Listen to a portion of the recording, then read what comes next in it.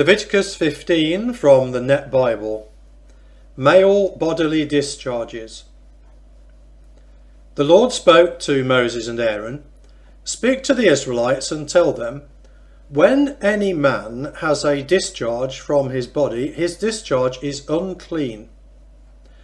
Now this is his uncleanness in regard to his discharge, whether his body secretes his discharge or blocks his discharge, he is unclean.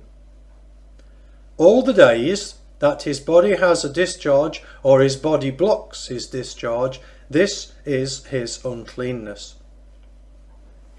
Any bed the man with the discharge lies on will be unclean, and any furniture he sits on will be unclean. Anyone who touches his bed must wash his clothes, bathe in water, and be unclean until evening. The one who sits on the furniture the man with the discharge sits on must wash his clothes, bathe in water, and be unclean until evening. The one who touches the body of the man with the discharge must wash his clothes, bathe in water, and be unclean until evening. If the man with the discharge spits on a person who is ceremonially clean, that person must wash his clothes, bathe in water, and be unclean until evening. Any means of riding the man with the discharge rides on will be unclean.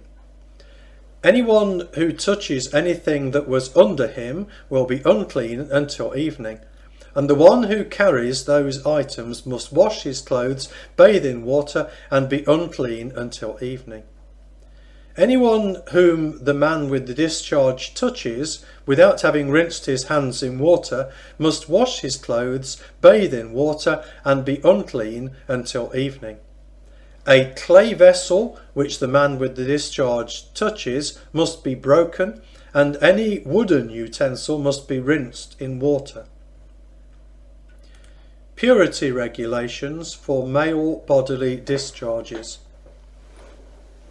When the man with the discharge becomes clean from his discharge, he is to count off for himself 7 days for his purification, and he must wash his clothes, bathe in fresh water, and be clean. Then on the 8th day he is to take for himself 2 turtle doves or 2 young pigeons, and he is to present himself before the Lord at the entrance of the meeting tent and give them to the priest. And the priest is to make one of them a sin offering and the other a burnt offering. So the priest is to make atonement for him before the Lord for his discharge. When a man has a seminal emission, he must bathe his whole body in water and be unclean until evening, and he must wash in water any clothing or leather that has semen on it, and it will be unclean until evening. When a man has sexual intercourse with a woman and there is a seminal emission, they must bathe in water and be unclean until evening. Female bodily discharges. When a woman has a discharge and her discharge is blood from her body, she is to be in her menstruation 7 days, and anyone who touches her will be unclean until evening. Anything she lies on during her menstruation will be unclean, and anything she sits on will be unclean. Anyone who touches her bed must wash his clothes, bathe in water, and be unclean until evening. Anyone who touches any furniture she sits on must wash his clothes, bathe in water, and be unclean until evening. If there is something on the bed or on the furniture she sits on, when he touches it, he will be unclean until evening. And if a man actually has sexual intercourse with her so that her menstrual impurity touches him, then he will be unclean 7 days, and any bed he lies on will be unclean. When a woman's discharge of blood flows many days, not at the time of her menstruation, or if it flows beyond the time of her menstruation, all the days of her discharge of impurity will be like the days of her menstruation. She is unclean. Any bed she lies on all the days of her discharge will be to her like the bed of her menstruation. Any furniture she sits on will be unclean like the impurity of her menstruation.